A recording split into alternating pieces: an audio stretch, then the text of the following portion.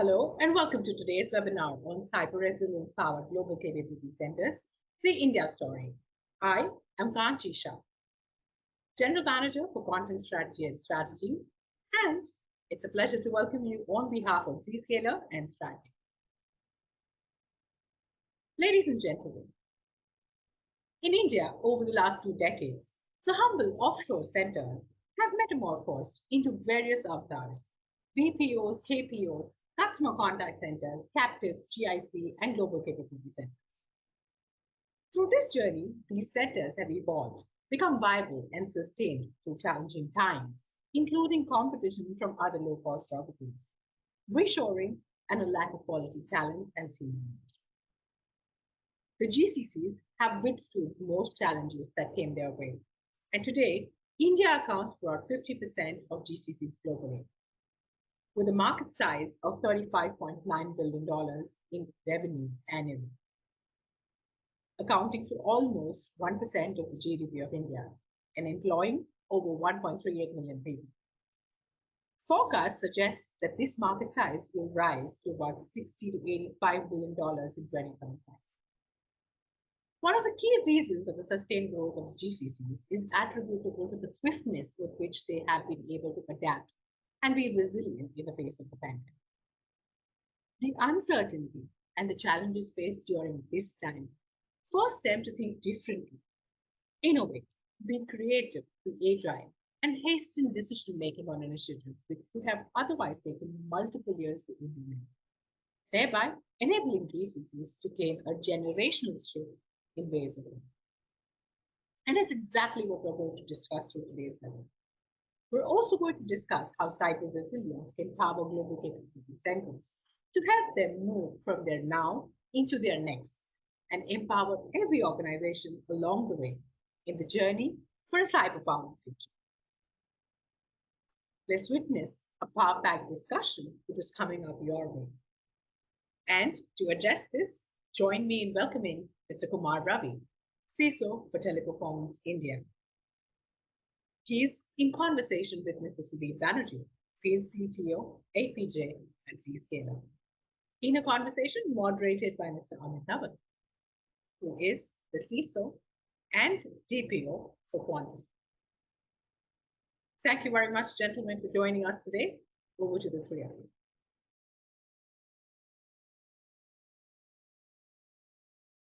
Hi, good day, everybody. We are here to talk about the cyber resiliency and the business resiliency that it affects in the global capability centers in India. So in India, the last 2 decades, the humble offshore centers have transformed into various avatars. The BPOs, KPOs, customer contact centers, captives, GICs, global capability centers. We call them by different names. Through this journey, these centers have evolved, become viable, and sustained through challenging times and phases, including competition from other low-cost geographies. Reshoring or a lack of quality talent, senior leadership. We had all these challenges, but in the last about 20 years, we see that we have matured and we have evolved into better placed centers for driving value. GCCs today in India account for about 50% of the GCCs in the world and generating a revenue of around $40 billion annually, which is almost a subsequent chunk of the percentage of the GDP in India, employs about 2 million people, and it is expected that it is going to grow up to about 70 to 80 billion dollar industry by 2025. It is fascinating that this growth was possible despite the global slowdown that manifested in the form of COVID-19 pandemic. Throughout the pandemic, GCC as a group saw sustained growth, proving their resilience and contributing to the economic recovery of the country as well as to the world.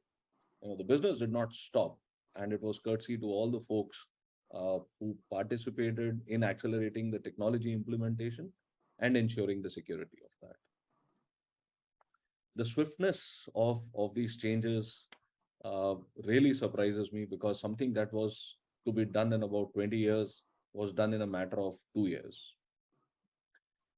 So with me, I have a very esteemed panel. I have Kumar Ravi and Sudip Banerjee. Kumar is I'll hand over to Kumar and to Sudip to introduce themselves. Hi everyone, I'm Kumar Ravi and I work with Teleperformance as the CISO for the India business, and I'm responsible for taking care of the enterprise security as well as the client security. I carry a total experience of 20 plus years and have been very much into the cyberspace and information security space for a longer time of the entire career. It's a pleasure to be here, Amit and Sudeep, with you today. So look forward to a good discussion. Thank you, Kumar. Thanks, Amit. Good morning, everybody. My name is Sudip Banerjee. I am the field CTO for Asia Pac and Japan at Zscaler. Zscaler being a cybersecurity, as a service company. Prior to joining Zscaler about 3 years ago, I led a career on the other side of the table. I was a CIO for a diversified financial services group in India and had implemented cloud security solutions, and now have moved to this side of the table. So, glad to be, participating in this discussion on GCC's cybersecurity and cyber resiliency. Over to you, Amit. Let's have a good discussion. Thank you, Kumar. Thank you, Sudip. And folks, I am CISO and DPO of Quantify, and have been in this space for more than 24, 25 years. And let's start talking about the role of GCCs that they have played in the global scenario from India, and how is the cyber security space uh, making an impact or on ensuring that we are able to run businesses globally for all the companies that we serve. Uh, Looking at the technology, Kumar, when we look at technology, we have seen a general trend in increase of cloud mobility, cloud and mobility, and this whole trend was so accelerated in the last 3 years since pandemic. As I mentioned earlier, something that had to be done in about 10 years was done in 2 to 3 years.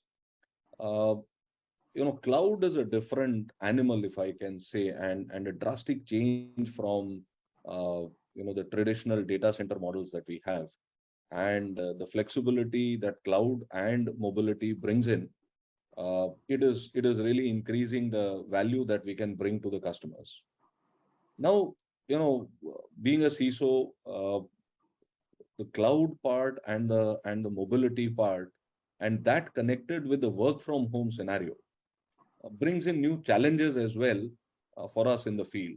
What are the major threats that you have seen and that you envisage, maybe 2 years down the line, and how do you plan to manage them? Sure. Thanks, Amit. But I think I would like to start by saying that, whatever COVID, was definitely, it was not something, which was definitely called for or was welcoming. But I think one thing that it brought along with it was the, mindset change, right? And the way that we operate today. And I think, like you rightly said, the things that could not be done in last 20 years probably were done in 2 years time, right? Or that were not possible or looking possible in the next 5 to 10 years, I think happened just over a period of like couple of months. It was a forced change of, mindset, I would say, that it brought. Uh, we all know, like, I'm coming from a BPO or a BPM industry, like, which is the outsourcing one. The data security is of paramount importance among all other things.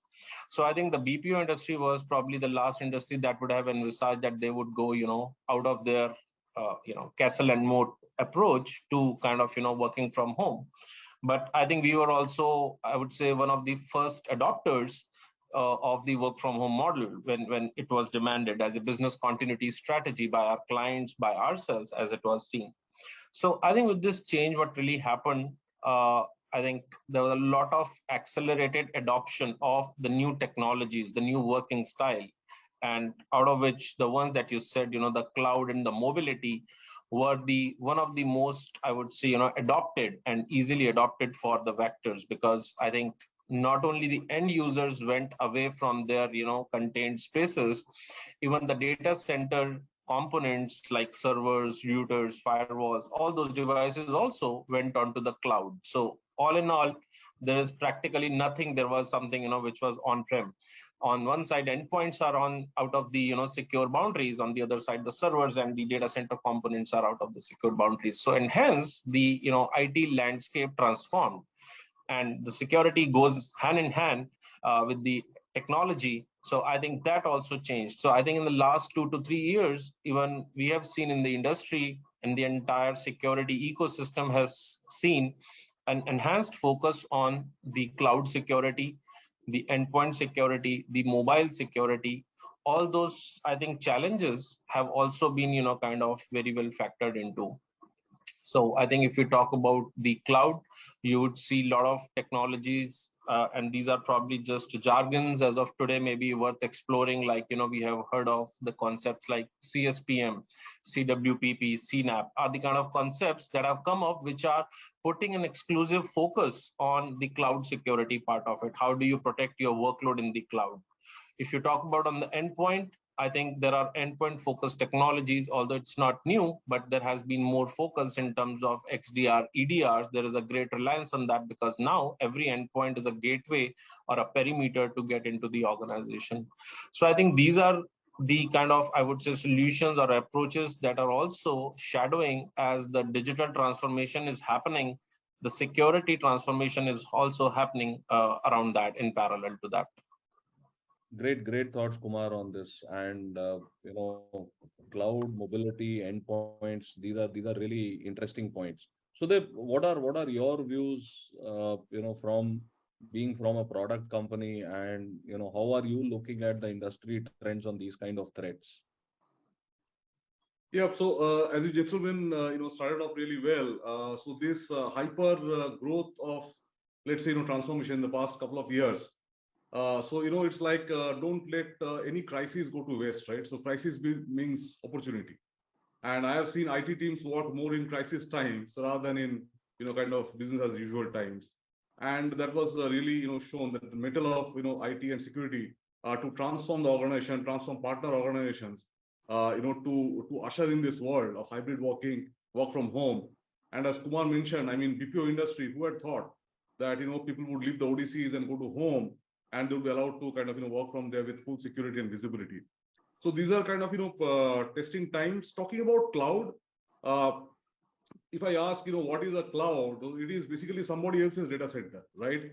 And usually organizations tend to at least have a feeling that I'm losing control.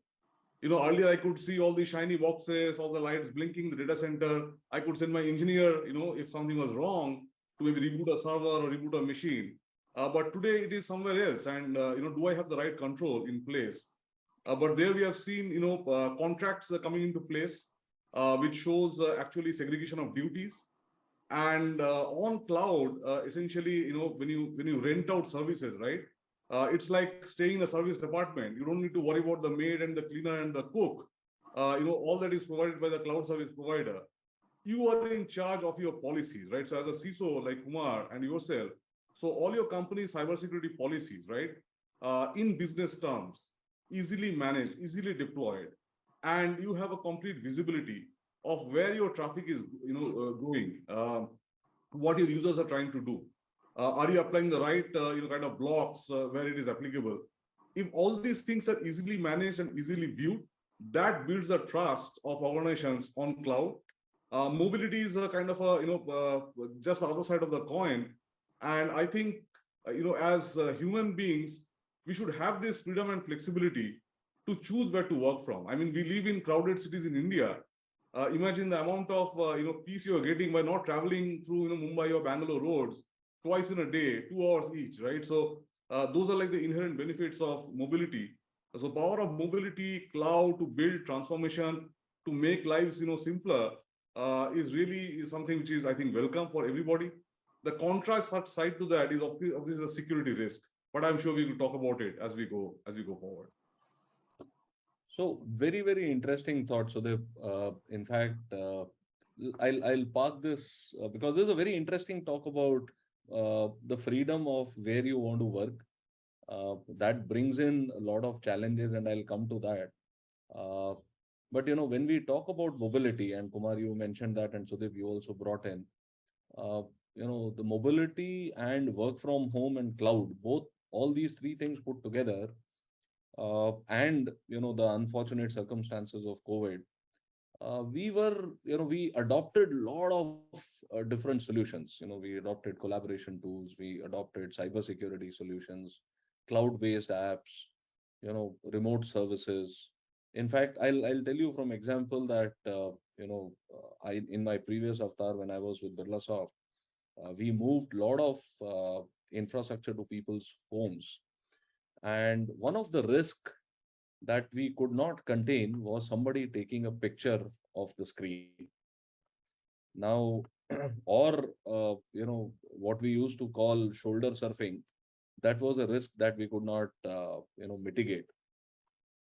Now, with all these tools, technologies, have you seen an increase in risk acceptance, or the change in security posture? Because something, as you mentioned, Kumar, when we spoke earlier, was about from a castled area in an organization to a free from home working environment.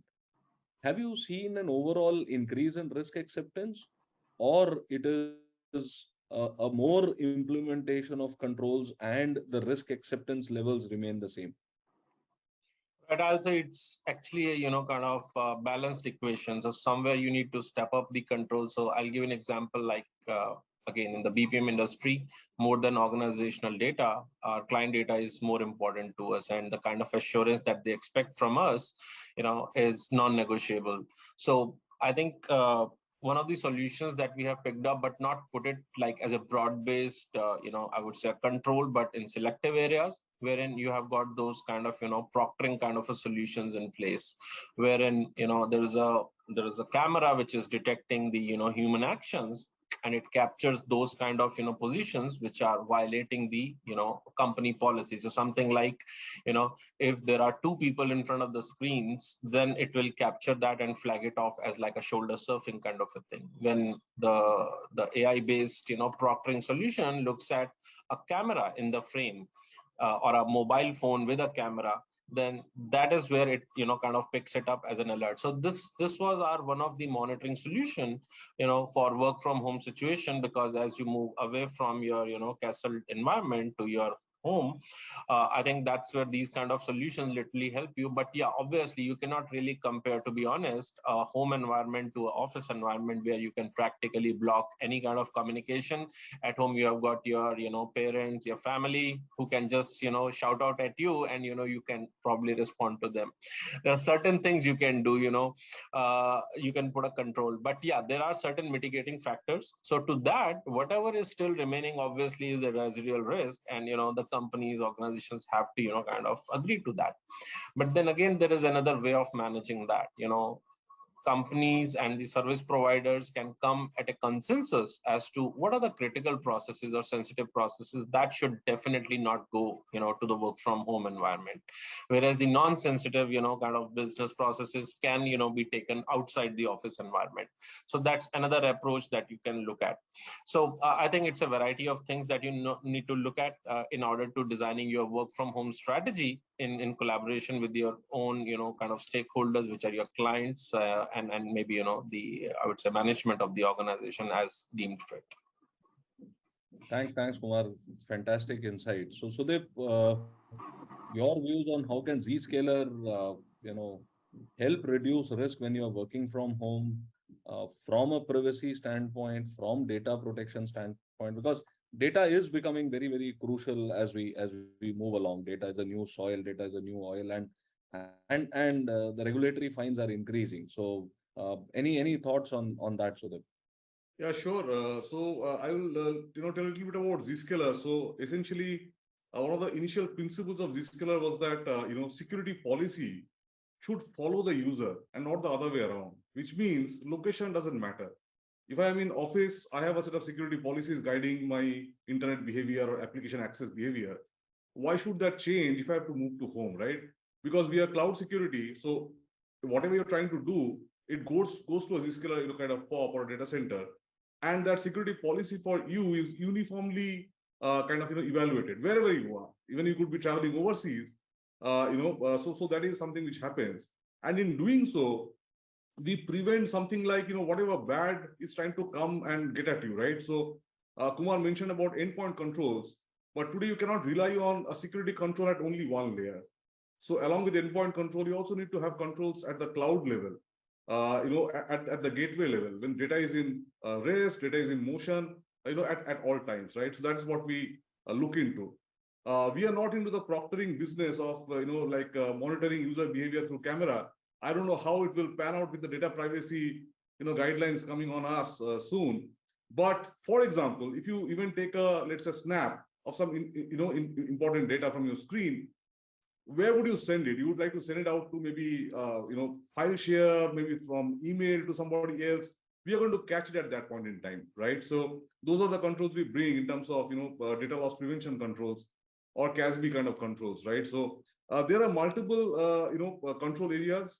The good part is it's all offered as a platform and not as individual point solution. So you don't need to have very complex integration between multiple stacks, and then things can fall through the cracks and visibility and control becomes a challenge. These are kind of switch on, switch off services on the same platform, easily administered from the same pane of glass, and you can see all the logs at one place. So that's the Zscaler side of story to bring that cyber resilience into your organizations. So just to carry on from that conversation, so even I had seen some solutions wherein the camera would sense for two heads or a shape of a mobile phone, and it will blank the screen or raise an alert. It will throw some kind of alerts around that.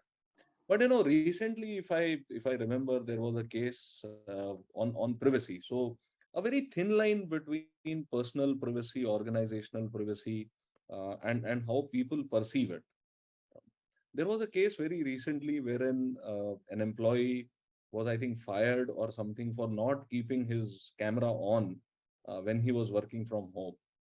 And that employee filed a case, and I think the courts gave him a compensation of about $75,000 or something like this. But it's a very thin line when you're looking at customers who are very much bothered about loss of their data. uh, it is a huge amount of regulatory penalties that can come up if you do not follow those guidelines. So you are bound by the pressure of serving your customers, ensuring privacy and ensuring all security controls. And you have to abide by personal, privacy regulations. And this whole field is new, and even courts, I think, and the organizations are still evolving out of it. The GDPR standards are guidelines to be used at everyone's own appreciation, with the base intent that we need to protect people's we need to ensure that no material harm happens to people. Now, from that perspective, Kumar, what are your views when we look at privacy of people versus privacy of data?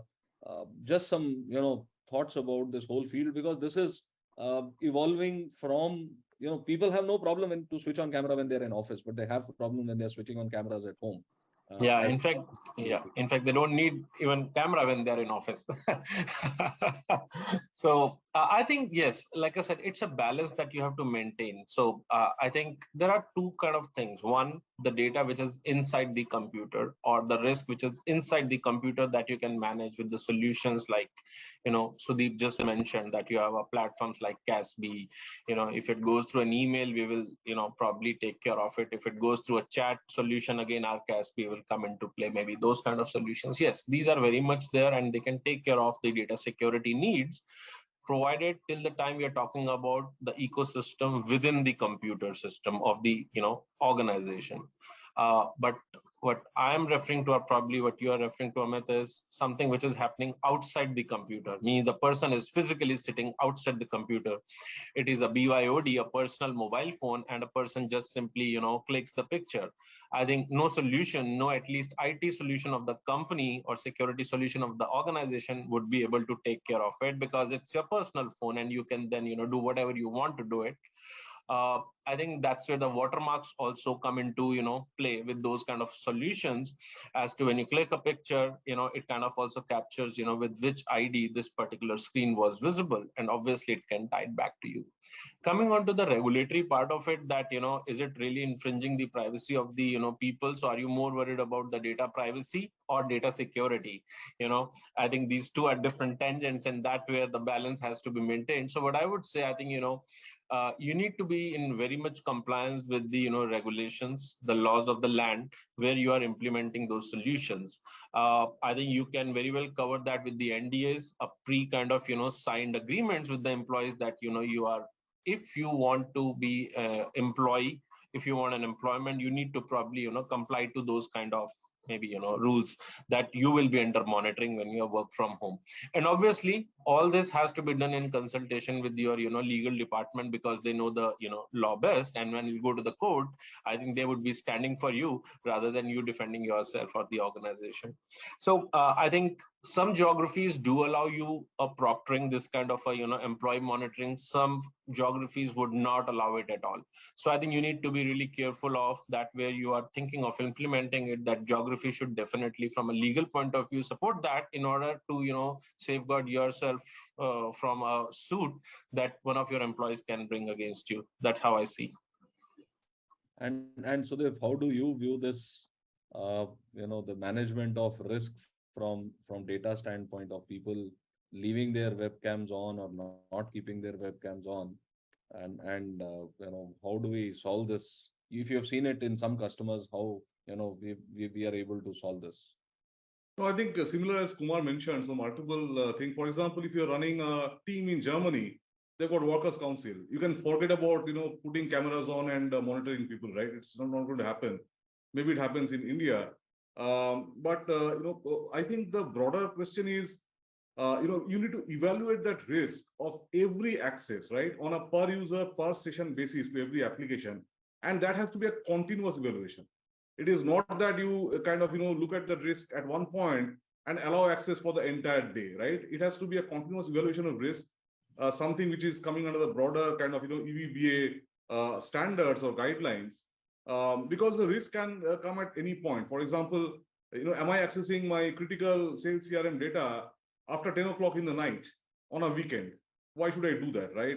Or things like impossible travel, employee who's supposed to be in Mumbai, suddenly the traffic is coming from maybe Moscow. I don't know. I mean, there are so many such conditions. And I think from a technology, solutions provider, what we are focusing upon is to use the humongous amounts of data traffic and signals and metadata which process our platform to continuously monitor the risk. One is at our end, and second, also by integrating with other cloud platforms. For example, let's say a CrowdStrike or a Carbon Black on the endpoint.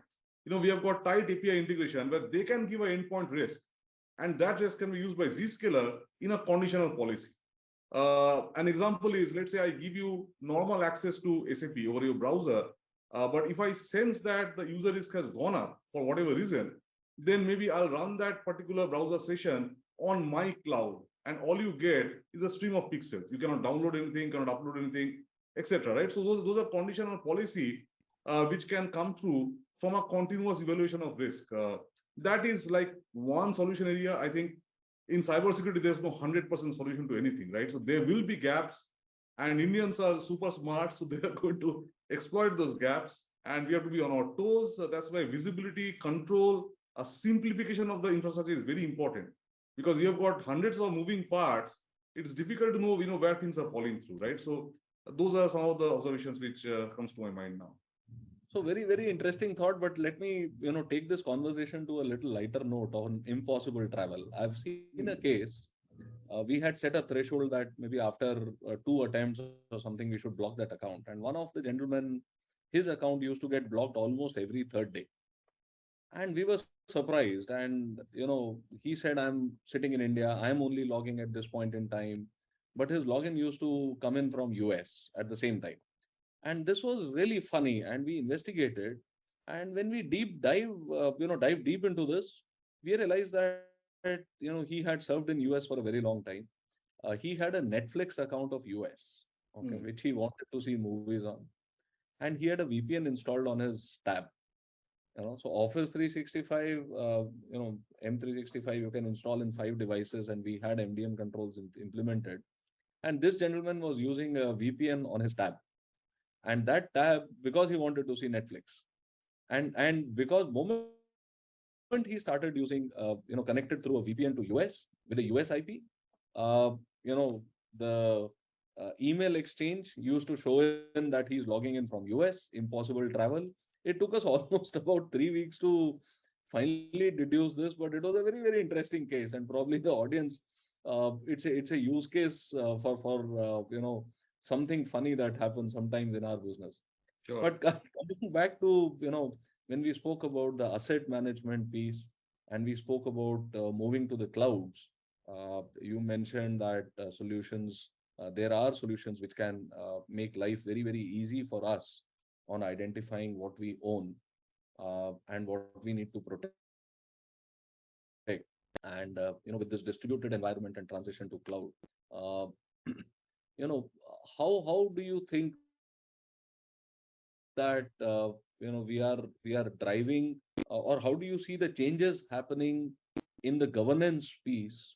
And when we look at dashboarding and we look at trends, because I'll give you an example and I'll form the question once again. The traditional VAPTs that we do it based on the assets which are known to us. And if we do a red teaming exercise, the team is left out in the open to identify what you own. Now, in a cloud environment, that becomes extremely difficult to identify. The common sources of knowing a third party's assets generally are you know the databases which the telecom providers have, or the airing databases that they're there, or you have your SSL certificates, or you have DNS structure. So when you say cloud, the cloud providers give you dynamic allocation of IPs, very, very different model of working. You cannot test yourself completely when you transition to these things. So with this change, you know that you have implemented CSPM and CWPP and all those things. The vulnerabilities there. But when you look at the overall structure of a cloud operation with mobility and work from home, what are the changes, Kumar, that you're seeing in the cybersecurity governance and bringing about that kind of efficiency and security? Sure. So I think definitely, when it comes to the cloud, I think visibility is definitely a greater challenge to solve than on the on-prem. But yeah, you have to be on a continuous vigil of, looking into the accounts that what new devices have been added if they did not follow the proper change management or provisioning process. See, ideally, the first line of defense is the most simplistic one, but unfortunately, it's people dependent and maybe bypassed. That is, if you're setting up a new server, go through a proper process, which includes registering your device for respective, IT and information security integrations. But, if that fails, definitely it's a challenge. And then you have to have a, I would say discipline where you can constantly go back and look at what are the new devices that have been added into your cloud accounts. So I think maintaining a good inventory is definitely not, it's a non-negotiable. What you cannot see, you cannot control. We all know that. So you have to build your processes around, how to find an inventory, have a very good cadence and touch point with your IT counterparts, and in the business as well, because sometimes you give access of your cloud, instance to your, I would say the business teams as well. And depending on the business need, they would just, kind of go ahead and spin up a EC instance, wherein then, you need to kind of just follow with them. So yeah, it's little tough, but yes, there has to be, first and second and third level of controls, which gives you visibility of assets. And once you have that, obviously, then you can perform your vulnerability management practice or SIM integrations or red teaming, all those things, then can follow. And so they're coming to you, the new technologies and tools and controls that we have. How do they help us in better testing ourselves, better governance, and better understanding of what we own? Yeah, so you know what? I mean, when companies started this furious pace of transforming to cloud, SaaS is one side, right? So, for example, using of Microsoft 365 or Salesforce, etc. That's one part where you're not managing things. It's your tenant primarily managed by the SaaS provider. But I'm talking about your own private applications. People are moving, let's say, SAP to the cloud. They're moving, collaboration to the cloud, CRM to the cloud, so on and so forth. What we are seeing is there's a huge amount of cloud, sprawl. That too not in one single cloud. It's across multi-cloud, multiple availability zones and regions. And as Kumar was mentioning, I mean, application development team, business teams don't need to kind of come to IT for resources now. If they have their accounts, they can spin things up, and then you don't know whether they're applying the same or the similar consistent security controls for each and every instance they're putting up, right? So there could be gaps. We, being a technology provider, obviously we try to see how we can use this automation to bring some predictability and control into this big sprawling atmosphere. So in cloud, what we see is that there are, let's say, hundreds of alerts about misconfigured assets, assets which are open to the internet, maybe some ports are exposed, etc. And internal teams, be it the threat hunters, the SOC analyst, and also your infra and operations guys, app dev teams, they struggle to mitigate those risks, right? So what we are trying to do essentially is to see the particular process from multiple angles and to use real-time correlation and prioritization so that we boil up only those risks which we think are important. For example, it could be a exposed internet server, but at the back end, it is talking to a S3 database, which has maybe your customer PII information and which also has vulnerability. If all of these things come together, I know that these are high priority risk. And let me boil it up so that it gets the first level of control and response and remediation. There is no two way about it. I mean, this is only initial days of cloud adoption. So I'm sure this is going to kind of spawn up like anything. I come from banking and finance as as my industry domain. Banking today is all about API banking, right? You are having headless assets where there is not even a user or a front end. It's basically, let's say, a server which is only addressing API request and all. I mean, how do you know that that is safe, secure? So all of these parts has to be done through continuous assessment of risk. Also, the use of AI and ML is becoming very critical because you know what? We have a platform, but the clients or the customers like you have to configure the policy. Now, how do you know that your teams are configuring the right set of policy, right? Can we intelligently recommend some policy to you based upon past behavior or what we are seeing in the industry, based upon current risk? So multiple angles like this to make it again simple, less number of rules, rules using business context, and rules which are kind of predicted through ML algorithms. That's our take from a technology angle to give you more control, visibility into your cloud environments. These are fantastic things, and Sudeep, I'll talk about something that you mentioned earlier, that policy should follow a user, and that sits pretty fine with defining what we need to do. I think there is a lot of need for automation in the cloud associated with the business requirements. So we can have managerial controls wherein we set up uh, you know uh, sanctions on people if they commit a mistake, uh, through letters or whatever, career, or we can even fire them. But that has to get associated with technology, something kind of a first a detective control and then a preventive control, as we say in the audit terms. But preventive controls are some things that we need to predefine and set up policies so that those things cannot happen. The example that you quoted where an S3 bucket is open and an unencrypted database is there, we've had hacks like this. The aim is to nip them in the bud so that the people should not be able to, or as you mentioned, that people are given privileges to create their own assets. The direction that a lot of companies are following, including my company, is to prevent people from creating assets which are vulnerable. Creating a set of repositories which are hardened for your container images and all those things, setting up EC2 machines which are predefined and hardened so that people just do not pick it up from the marketplace and use it. So policy has to, what you mentioned is absolutely right, policy needs to follow a user. and we need to slowly move into proactive controls. Now, I'll pivot from here to a very interesting things that we are seeing in the recent past. Uh, we are talking about startup industry. A lot of large companies are either acquiring startups or collaborating with startups to work you know with the agility that the startups bring up. Larger companies, they always are monoliths, and they take a lot of time to evolve something. But startups are very quick to create and to deliver. But they bring in their vulnerabilities of not having enough controls, having implicit trust.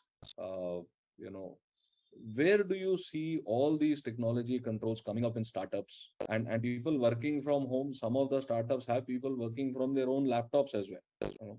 So a lot of chaos in this, and I'll try to piece it into two conversations. The first one is just using startups and their reusable models that they want to fit into different industries, and how do they fit into the larger organizations when we are overlooking when we are looking at it from a lens of cyber resiliency, cyber security, governance, and all those things. So Kumar, something around this from you. Sure, Amit. I think that's a very relevant point. I think we should see startups as like any other downstream service provider, which is helping you with kind of capability, and which is augmenting your development practice. Because I think at the end of the day, you are getting them to augment certain capabilities that you want to bundle with your offers, and maybe try to sell them.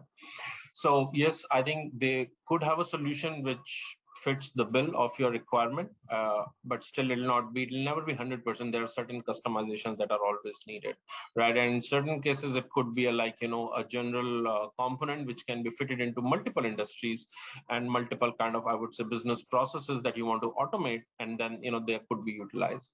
So if you're bringing in like a startup along with you as your business strategy to drive the revenue growth, or for any other value proposition to your customers, my advice would be, I think they should be thoroughly tested like any other service providers, from their people practices point of view, from their work from home control environment perspective.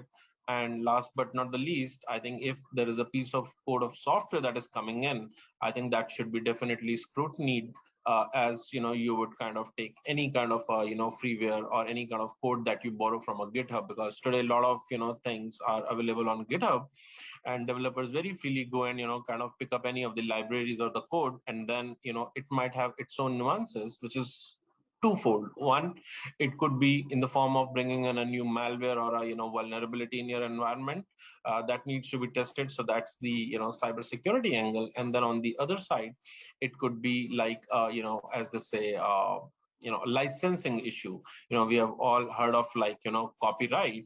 There is a concept called copy left, which means if you are using any of the kind of software pieces in your environment, which is like a freeware which is governed by the freeware community, then if you are using that code in your solution, right, for further selling, then you have to make your entire software code public, because you use that code. So these are the kind of licensing terms that get associated with the freeware sometimes. So you need to be very careful about it. It might bring in a certain regulatory impact.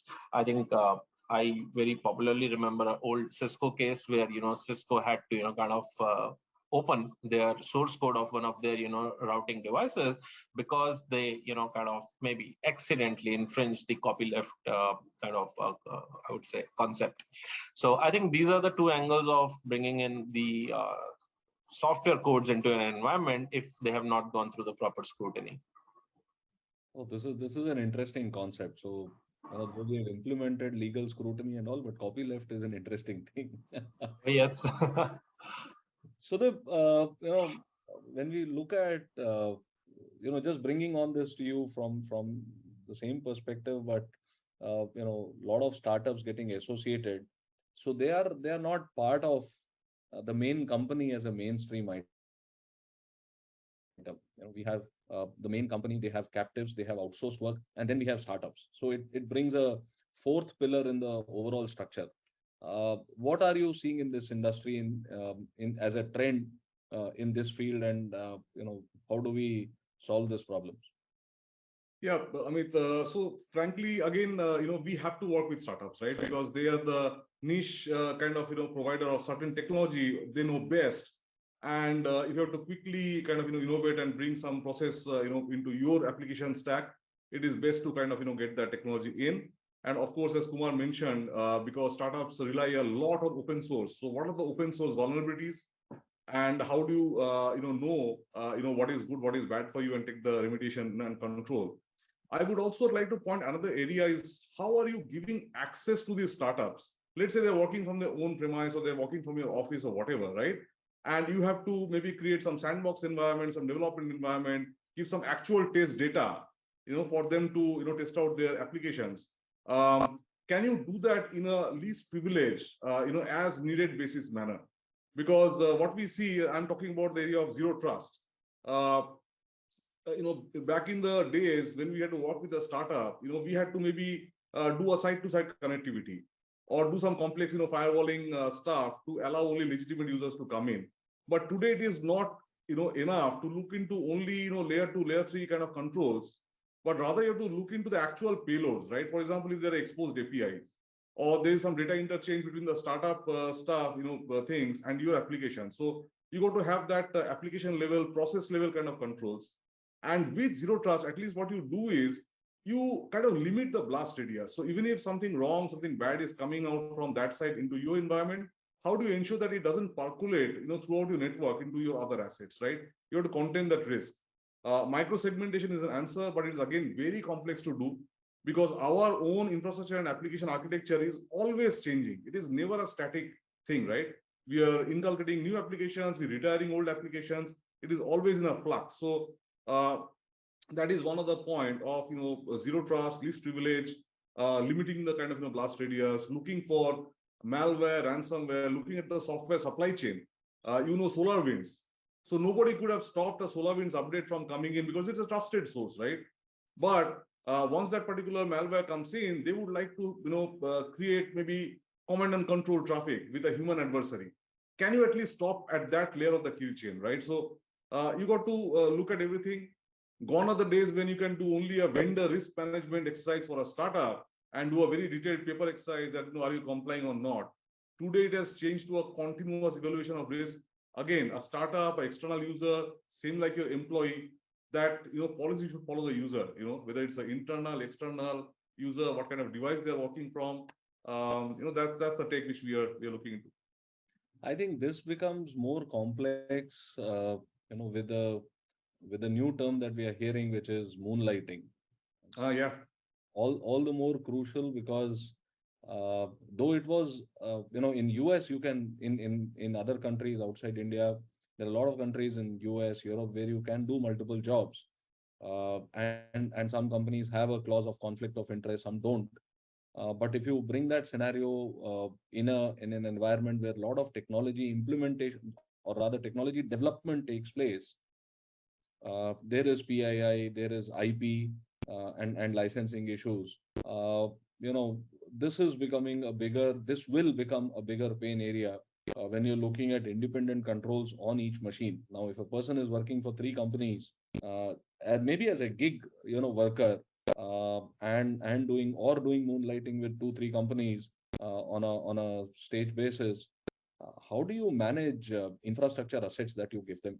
How do you manage access to the applications? How do you manage access to your data and ensure that he's happy? And I'm very, very sure that no person like this would like to work on 4 laptops if he's working for 4 different companies. And IT teams will go crazy in trying to sending a laptop for 5 days and then getting it back, which is a logistical nightmare. So Kumar, any thoughts on moonlighting, gig industry, access to PII, access to data, access to applications, and how do we all solve this mess? Because this is coming in the next 3 months, if not very far off. Yeah. So I think, Amit, I think it's interesting point, and I think moonlighting. I think probably started when the COVID started itself. Just that it's now getting, I would say, the right kind of attention for maybe whatever reasons. But I think it's very difficult, if a person is actually working for I would say two organizations or three organizations, because if a person is doing it from his or her home and using any other infrastructure that you have provided. So it's something like, once again, which is outside the computer system, that you have given.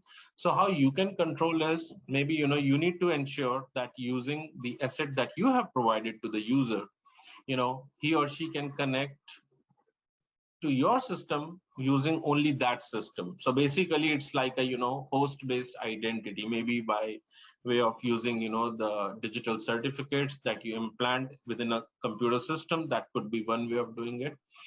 And then the other way around is using your IT infrastructure. A person should not be able to go to any other kind of organizations, like implementing a strict proxy policies or those kind of situations where you allow or disallow any kind of administrative rights, or setting up a VPN which the person can use for any other organization. So in a way, what I'm telling you, your person should be able to connect to your infrastructure only using your asset, and then using your asset, the person should not be able to connect to any other organization.